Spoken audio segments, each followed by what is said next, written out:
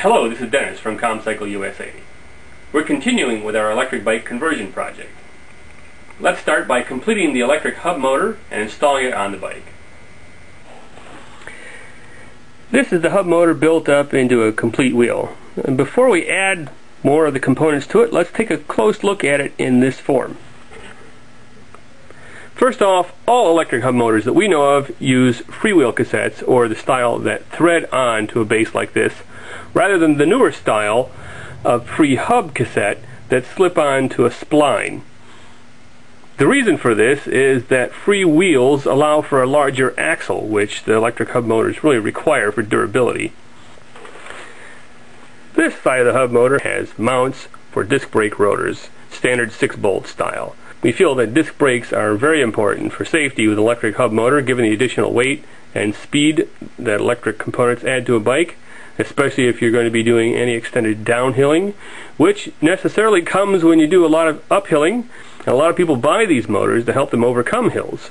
So disc brakes are a really good thing to be able to have with an electric hub motor. Another thing we like about the BMC hub motors is that they are geared. They have planetary gears internally that allow the motor to spin at about 5 times faster than the axle. Without the gearing, the motor is called direct drive and spins at the same speed as the axle. Electric motors are more efficient when they spin at speeds faster than your bike wheel allows, so a geared hub motor can be smaller, lighter, and more efficient than a direct drive motor. Another benefit they have is that they allow for the wheel to freewheel or coast, like this. When direct drive hub motors freewheel, there's more drag on them than there is in a geared hub motor. Next, we've installed the tire and tube on the wheel. And this is worth a quick note here also. You do not want to get a flat with the rear wheel hub motor. It's a lot of work to get on and off the bike. Certainly you want to be prepared while you ride to be able to take care of a flat, as you would on any bike. But you should take extra precautions not to get a flat while you're riding an electric bike. It's just a lot of hassle. What we have here is a tire that has a Kevlar belt to protect against flats.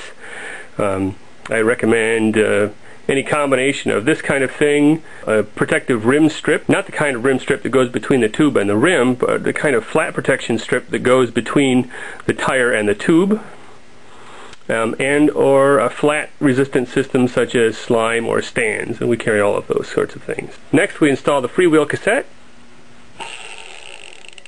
A quick note on the tool used to install the freewheel cassette has to be modified to accommodate an electric hub motor. The last thing I'm installing on the wheel before it goes on the bike is the disc brake rotor. And here's the wheel assembly installed on the bike. Let's have a little closer look. We're installing the axle into the dropouts, which are the indentations in the frame that the axle sits in. It's important to get the orientation of the axle correct. You may have to use a wrench and fine-tune the orientation of the axle so that it fits squarely into the dropout. Also, the wire must be able to go forward on the frame. There is no cutout for the wire to exit in this direction, only in this direction. So the axle must be oriented so that this opening is facing forward on the frame. The wheel must be sitting squarely and completely in the dropout. Don't tighten it so that the axle, if you'll notice here, is not completely in the dropout. Make sure that its frame sits securely and squarely on the dropout. The order of the hardware is important also. This washer is a special washer. It's shaped like the axle and features a tab that goes into the bottom of the dropout. It must be installed this direction.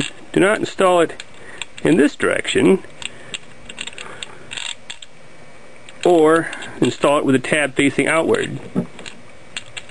Install it like so.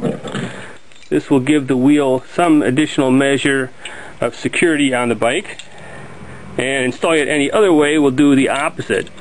Then next, install the large washer, the small lock washer, and the large nut in that order. And then finally, snug it to the frame, but do not over tighten it, especially on an aluminum frame, but also do not make it under tight. We never want the axle to come unthreaded and be allowed to spin. So that's how the electric hub motor installs on the bike. We'll continue by installing the throttle, the battery, the controller, and then wiring everything up so we have a complete project in the coming videos.